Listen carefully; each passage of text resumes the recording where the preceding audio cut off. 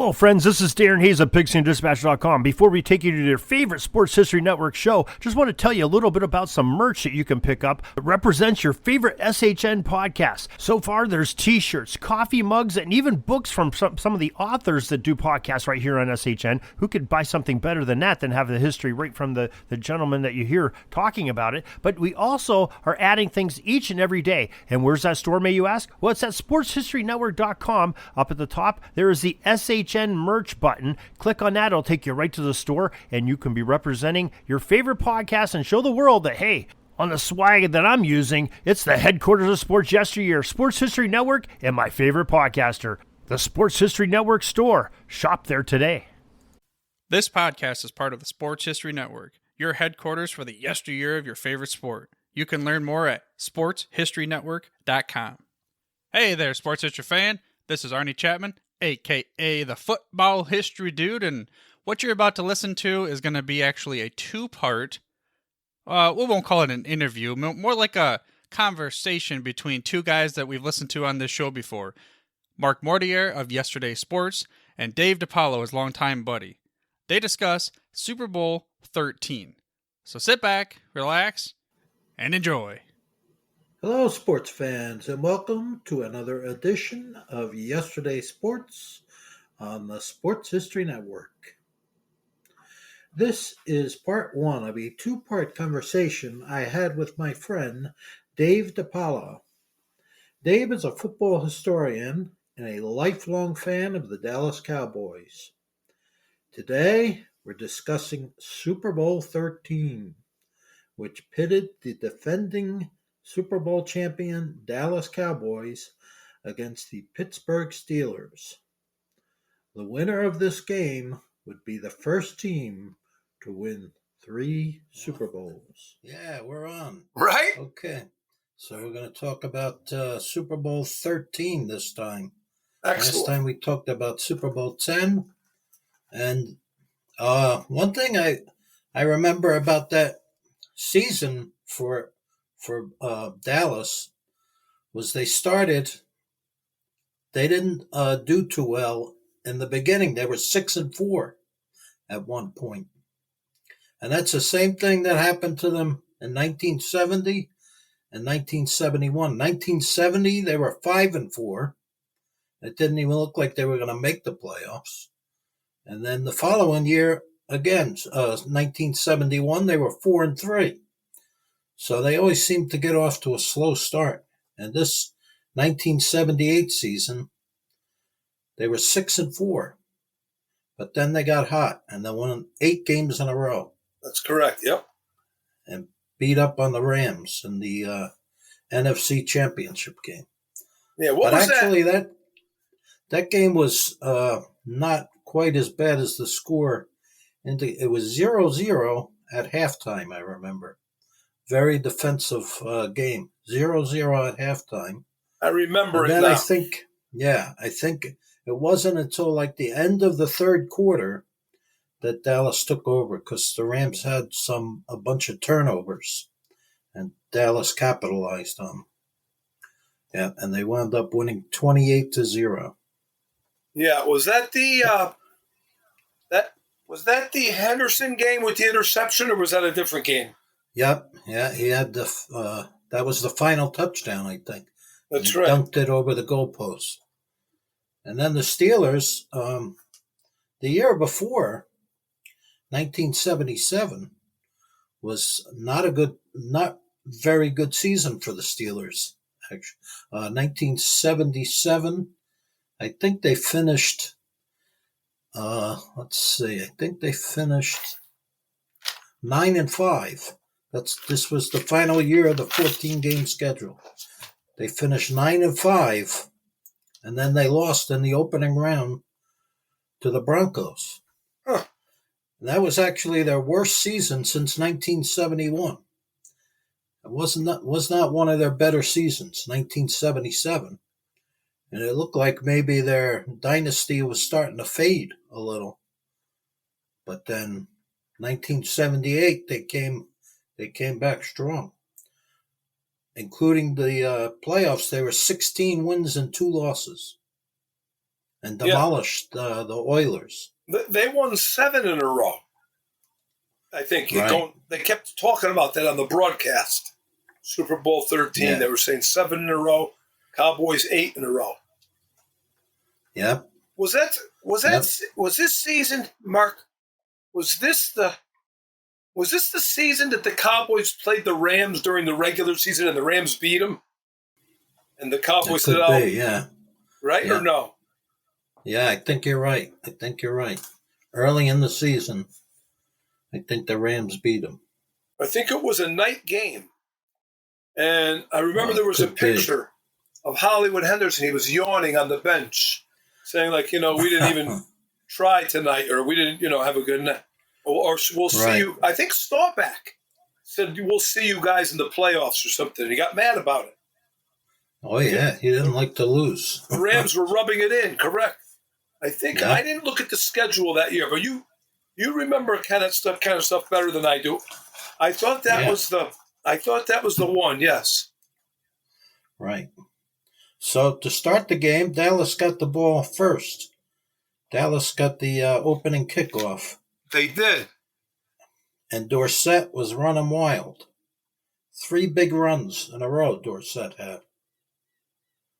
That's right. And Herb Scott, remember Herb Scott, the big offensive guard? Yeah, he pasted somebody on a couple of those runs. Lambert. He pasted Lambert.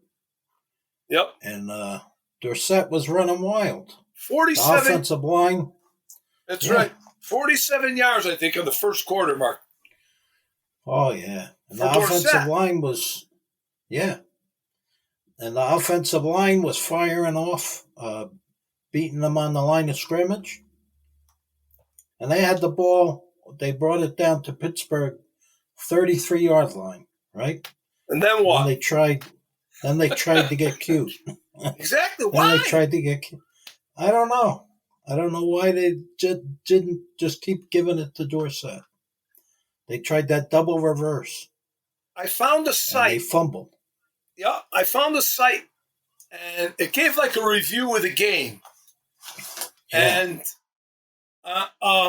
it said in the locker room. That was a section, and it said quotes in the locker room. And somebody asked Staubach if he called that reverse, and then he said, and he said, so, and then he caught himself, and he said, "Oh no, but that was a good call," because he knew it wasn't a good call. But knowing that Landry called it, right, and so, that was very, Landry got like that sometimes, though. Don't you ever? He had a history of those trick plays. Yeah. But a lot of times they worked, so it's hard to criticize him too much because a lot of times those trick plays worked. No, they did, but if you got something that's going pretty good, kind of stick with it. I mean, they caught him off guard. You go up 7-0 there, that's big. Yeah. And they had him on their heels. They were running the ball. Yeah, and they had a punt, right? Or let's see. I think they fumbled. Oh, they fumbled. That's right. That's right. Pittsburgh recovered. That's right. And then they had a 50-yard pass to Stallworth. 3 good catches by Stallworth. Oh, he was killing them. Stallworth was killing them. And you said it one day. You brought that up to me. You said he might not have ever got his foot down, but in the broadcast, Merlin Olsen, I think, says, well, he pushed because they forced him out. He says, and that's how they ruled. He actually brought it up. Right. I think that might have been John Brody, I think, was announcing. Yeah, him. John Brody. Both of them, actually. Brody and Olsen. And one of my favorites. He was from Wyoming. What was his name? Kirk Gowdy. Yeah, Kirk Gowdy. Yeah, I think he was born in Wyoming. Because he brings up Aaron Kyle later on. And he goes, from the University of Wyoming. He was proud of that. Yeah. Kirk Gowdy. Yeah. And, back then they didn't have a million different camera angles like they have today. No. So it was tough to see it. It was hard to even tell because they didn't have all these 5 million cameras all over the place. So I don't know if he was in or out. It was hard to tell. But then Dallas got the ball, Yep. and again, just like in Super Bowl X, Staubach was getting heavy pressure. Yep. He got sacked twice. 2 very bad sacks. They were bad, not good sacks at all. Yeah. Yep. Just like Super Bowl X. I don't know why they didn't just keep giving it to Dorsett. He didn't have his best games against Pittsburgh. He played better in this one. Yeah. He got better as the game went on. Staubach. Yep. He made some great plays at the end. But in the beginning, right, they got those 2 sacks. Pittsburgh adjusted very well in those games. Yeah, they kind of did. Right, they kind of stopped Dorsett after a while. Then they were putting pressure on Staubach, but you're right about that. 2 terrible sacks.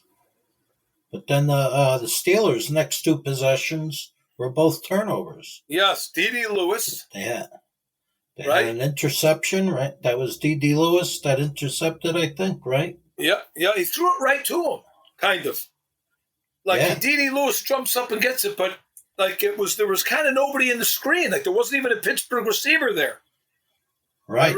When they showed it initially, and so that was a big play for the Cowboys. Oh, very big play. Then they had a fumble on their next possession. Yes, exactly. Yeah. On their third drive, that's right. They opened that up with trying to run Newhouse wide. And I'm thinking to myself, what are they running this guy wide for? They got Tony Dorsett. Yeah, I don't know. They're running Newhouse with coming off of a bad hamstring. Yeah, it was some strange play calling. No, exactly. I didn't get that. But then, but they did. Then Dallas tied it up. That pass to Tony Hill, right? Yes. The pass to Tony Hill that the other guy for Pittsburgh didn't even see him coming. He was Drew Pearson was running and then the guy was so intent on covering him, Tony Hill went right down the sidelines, right behind him. Yeah. Right? That was a tough combination, Hill and Pearson. Yeah, and they if you look back at that game though, they held Pearson in check for a long time. He came on at the end. But I think through 3 quarters, I don't know if he had a catch. I'm not sure. I don't think he did. No, I don't think he did either. I mean, they had... And another thing, too, Mark, you watch that thing, and they started running that screen to Dorsett in the second half. Yeah. And he looked really good in that. Yeah. Well, they took the lead, right? They took the lead. Pittsburgh had their 3rd turnover.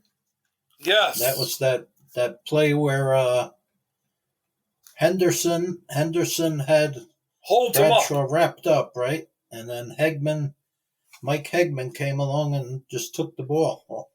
That's correct. Ran it in for a touchdown. At the end go ahead, Mark. Was that a bad snap? I remember Bradshaw was fumbling. The ball was on the ground. I don't remember if it was a bad snap or Bradshaw. As he comes out of the gate, he hits somebody. He hits somebody with it. I think, like somebody in a ball. It gets bobbled up. Yes, exactly. Yeah. I think it comes back to him. Right, but by the time he picked it up, Henderson was right on him. I'm telling you. And then Henderson had a great game, Mark. Rewatching the game again. Yep. And he talked about it on that interview that I sent you where he was swearing. Yeah. He kept talking about how he had such a... He really did. He had a very, very good game. He was putting pressure on Bradshaw. He was getting running backs. He was making a lot of plays. He really was. Oh, he was a great athlete. He was a tremendous athlete. Going back to the end of the first quarter, Mark, it was the same as Super Bowl X. Pittsburgh hadn't let up a touchdown all season in the first quarter, and the Cowboys scored on them again. That's right. Same thing in Super Bowl X. Yep. Nobody else could score on them. in the first quarter. Nope. At Dallas.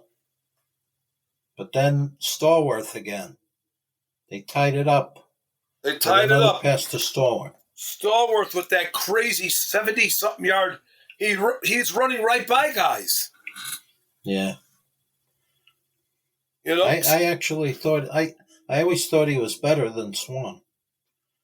I thought he was a better receiver than Swan. I think he was probably a little more consistent than Swan. Like yeah, he played longer. Yeah, he was bigger. Yeah. He was taller than Swan. And Yep. I think Swan made big plays. You can't take that away from him. Yeah. You know? Oh, no. But you're right. They tied it up. And right before that, I think there was right before that, or was maybe during that play, I think that's when Kirk Cowdy, he says, the dirty towels, he calls them by mistake. Oh, yeah. Instead of the terrible towel. He says, the dirty towel. And the other guy starts laughing, I think Brody. And he goes, the terrible towels, Merlin Olsen says. And, it was 14-14. I mean, and they were commenting on how the momentum has been swinging back and forth. Yeah. They couldn't believe it. They were also commenting on how hard hitting the game was. Very hard hitting. Oh, yeah. Vicious. Very hard hitting. Just like Super Bowl 10. He said and at that point. Go ahead, Mark. I was going to say Stallworth, at that point, after that touchdown, he already had 115 yards receiving. Yes. He had 3 catches for 115 yards receiving. And, you know, he was killing them. And that's during that series, or maybe it was right before that series. It might have been the series prior to that. They brought up the fact that Franco Harris at that time, when year did he come into the league? 71? 72. Okay, so 72, and this was 1978. So he'd been in the league 6 years. He was already the 5th leading rusher in NFL history at that point. They brought that up during the broadcast. Yeah. Imagine that. Yeah. That's amazing. That is amazing. But that long run mark by Stallworth, Randy Hughes, who was very good, I liked him. He misses him, and Aaron Kyle misses him. And he was off to the races. That was it. Yeah. Yeah, they couldn't stop him. No. And I think I don't really remember. I think he got knocked out of the game with an injury. He did. He got hurt. He came back in and then he went back out. Right. I don't remember what the injury was. Something with his leg. Something with his knee, I think. They were working on him, and one of the guys said, I think it's leg cramps. But it really wasn't. No, it had to be more than that. Because I don't think he played. In the second half, I don't think he played at all. Not too much. They had, what's his name in there? I can't think of his name. He made a couple of big third down catches, though, that kid. Yeah. Because one of the announcers says, what do they got, a wide receiver factory over there in Pittsburgh? I can't think of the guy's name. He's got an odd name. Was it? I can't remember. You're usually pretty... Grossman. Yeah, not the tight end Grossman, but he was a wide receiver. Grossman was a tight end, yeah. Yeah. Yeah. He didn't do much in this game. Grossman. Oh, all right. Yeah. Then Bradshaw. Then the Dallas defense started to put a lot of pressure on Bradshaw. They did. He got. Yep. They did. He got sacked 3 times. He got sacked 3 times. That's right. In the first half. That's right. Correct. Ed Jones was having a good game. Yes, he was. And I got to tell you, they were really handling Randy White. They did They did a good job on him. I know he had the cast. Yeah. He had a cast on his thumb. But that was a good offensive line. It was. It was. I can't think of his name, but they split it up. Kolb and Sam Davis. Those two guys were going Randy White. A lot of times 1-on-1, which you didn't normally see. Yeah. He did make a couple of good plays, White, but he wasn't his usual dominating self in that game. He really wasn't. That was a very good offensive line, and I don't think they didn't really get enough credit, that offensive line. No, they didn't. That was an outstanding offensive line. The Cowboys' first series in the second quarter, like you said, Staubach fumbles the ball. Right. He fumbled the ball. Pittsburgh gets the ball back in Cowboy territory. Remember? Yeah. Yep.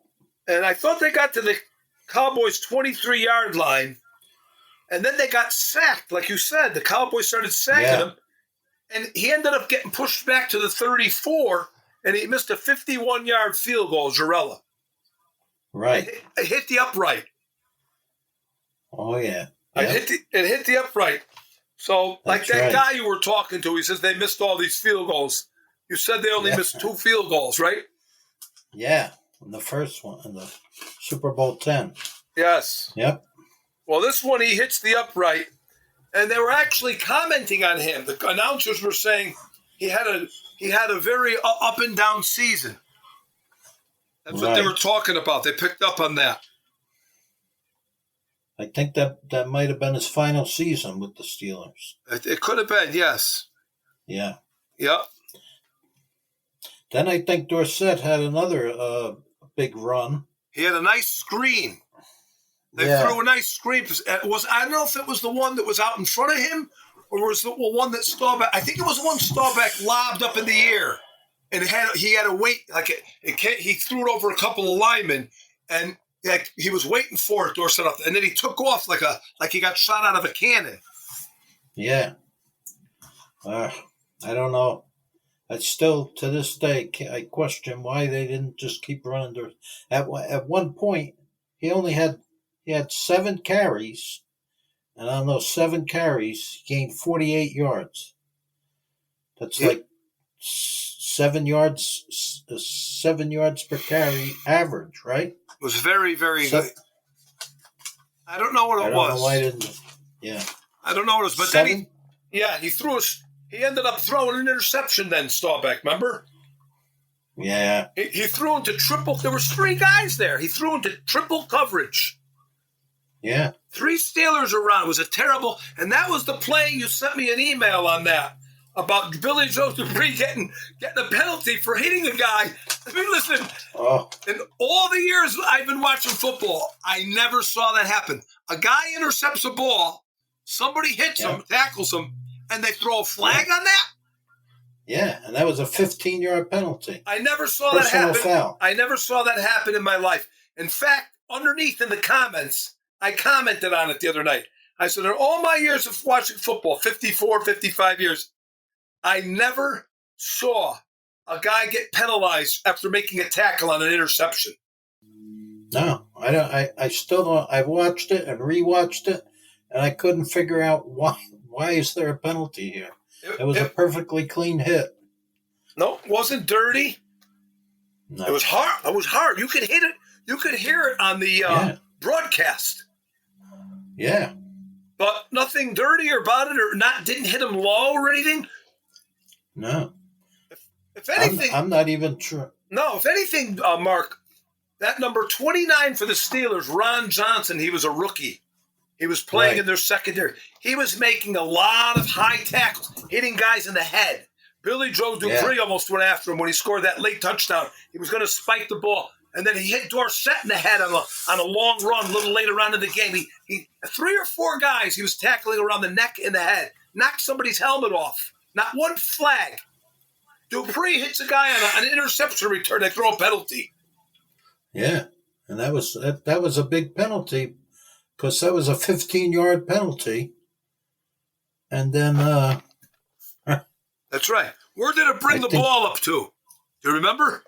I'm trying to remember. But it was a brought big, it up to near midfield. I think. Probably. I think Dupree probably tackled them at around the 35-yard line, and then they got the ball at the 50, and that made a huge difference. No, it did, because what happens after that? Then they had the Rocky Blyer touchdown. Okay, so the Cowboys had some momentum, and they don't. Yep. He throws a terrible. That was a terrible throw by Staubach. It really was. Yeah. He throws this interception, and then to make it worse, Rocky Blyer scores right before the half. Yeah, and jumped about 6 feet in the air. Yep, that was a terrible exchange, those two possessions. Yeah. The possession of the Cowboys throwing the interception, not even coming away with a field goal, and Pittsburgh getting a touchdown right before the half was not good. No, it really changed the momentum. It kind of did. I mean, even though they came out in the third quarter and both teams were very kind of they said that they went and the announcing crew said that both teams got conservative, but I don't think it was that. They're just defenses were playing very tough. Well, they always say, the announcers always seem to say that when there's good defense. That third quarter was really controlled by the defense. No, it was. Both defenses, they were playing tremendous. Both defenses were playing tremendous in the third quarter. I don't think there was a point scored in the third quarter, right? I don't think there was a point scored. Let me see, Mark. I had it written down here. Third quarter, Pittsburgh couldn't move. They punted. And then, what happened was Newhouse got hurt with a hamstring again. And they brought Scott Laidlaw in, who was very good, by the way. Yeah, I always liked him. He was picking up Lambert on some very good blocks. Oh, yeah, I remember he nailed him on one. And he had some knocked him out of the game. I think he had to go out of the game for a couple plays. He did. They were working on his ribs. Yeah. And that's right. Laidlaw had a couple of good runs, Mark. Yep. Laidlaw. The announcers actually picked up on it. But by that, then Danny White punted. Actually, that was his fourth punt. And then when Pittsburgh couldn't move the ball, first series of the third quarter, right? That was their first punt of the game. I didn't know any of this, but when I watched it the other night, I remember Merlin Olsen saying Pittsburgh's first punt of the game. So they didn't punt until the second half. Wow. And then Danny White punted. That was his fourth punt, because I wrote that down. I said, geez, 4 punts already to 1, And then the Cowboys had another pretty good series, but on defense. And then they got the ball, and then it was only their second possession of the third quarter. That was the Jackie Smith possession. Oh, right. That was the third quarter. That was the end of the third quarter, near the end of it.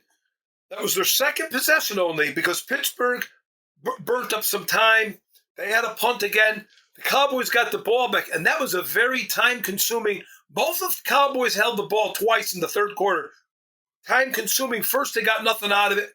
The second one was the Jackie Smith play. Yeah. Which we could talk for, that was a... If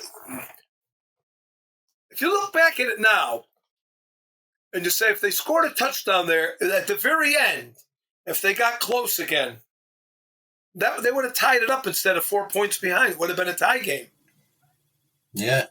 Somebody asked Chuck Noll if he was getting nervous towards the end of the game, and he said, "Oh, well, we only let him score 31 after we scored 35." He said. Imagine that's what he said. I remember seeing an interview with Joe Green. Mean Joe Green admitted that he said, "I'm glad they stopped giving him the ball to Dorsett because we couldn't stop him." I don't get it. I remember Joe Green said that.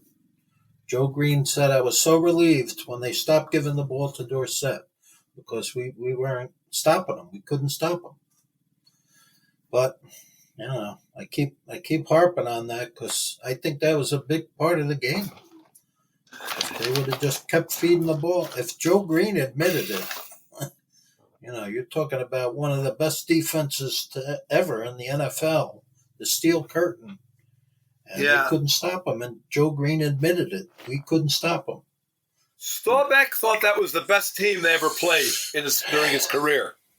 There was another interview, and it said, we lost to Pittsburgh. We have nothing to be ashamed about, really. He goes, but we would really like to have won that Super Bowl 13. He said, because, that was the deciding game for the decade.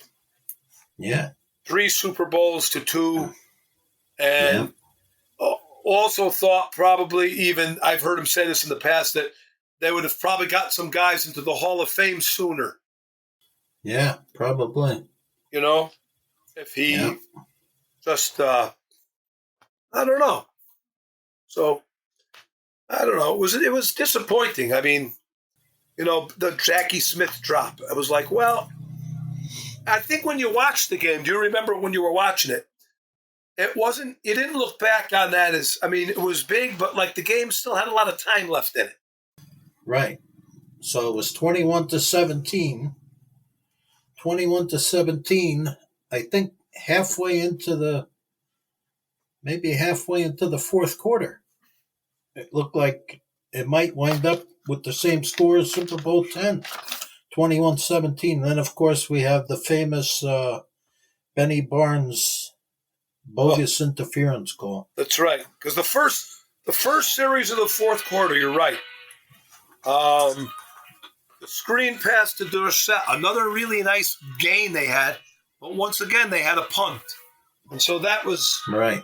That came out garbage, and then Pittsburgh got the ball. Cowboys got the ball back. You're right. Probably about halfway through the fourth quarter. And that was the 28-yard play for they threw the ball up and like the highlight scene. There was a highlight, of they put those highlight things together of at the end of the year, those half an hour shows. Remember those highlight? And the guy, John Facenda, said it was a reckless pass from the start. He threw it up into the secondary. Right. And Benny Barnes kind of fell down, and Swan tripped over Benny Barnes. Incidental contact. And even in today's rules, that wouldn't have been called interference. No. And you know how much they call interference in today's game. But even in today's game, that would have been called incidental contact. Both guys looking back for the ball, right? Both of them were looking back for the ball, and their feet got tangled. And the ref decides it's interference. I did not know this, but the guy that called that, Fred Swearingen, Yes. he was the same guy that was there for the Immaculate Reception. I just found that out looking into it the other night. Same guy. Same guy. He got thrown, kind of tossed out of the officiating in 1980. He said it was Tex Schramm's way of getting back at him. Because Tex Schramm had a lot of juice. Yeah, he had a lot of pull, right? Right? Tex Schramm. Yeah. Yeah. And they said he was actually, he had more pull than Roselle, they used to say, Tex Schramm. Oh, I believe it, yeah. That was a big That was a big thing back then. But Benny Barnes claims when he saw the flag on the ground, he thought for sure it was on Lynn Swan. Yeah. He said, I can't believe they called it on me. No, I've even spoken to Steelers fans that said that was a bad call. This podcast is part of the Sports History Network, your headquarters for the yesteryear of your favorite sport. You can learn more at sportshistorynetwork.com. Hi, everybody. Dan and Andrew from Hello Old Sports here. We wanted to drop in and let you know about our latest episode. That's right. We interviewed the co-authors of Phyllis George, Shattering the Ceiling, a biography of groundbreaking broadcaster Phyllis George. And her life is really sort of a journey through 20th century America, from Miss America pageants to the Kentucky State House to the groundbreaking NFL Today show on CBS, even the Kentucky Colonels of the old ABA. We got into all sorts of stories about the Celtics under Red Auerbach, about the interview with Roger Staubach, about really all sorts of things, a fight between Brent Musburger and Jimmy the Greek. We really enjoyed talking with Lenny Shulman and Paul Volpone, who teamed up to write this book. The book is on sale right now, wherever books are sold. Within reason. Garage sales, probably not. So go ahead and pick up a copy today. And if you want a chance to win the book, you can go to sportshistorynetwork.com/giveaways and register for a chance to win. Goodbye, old sports.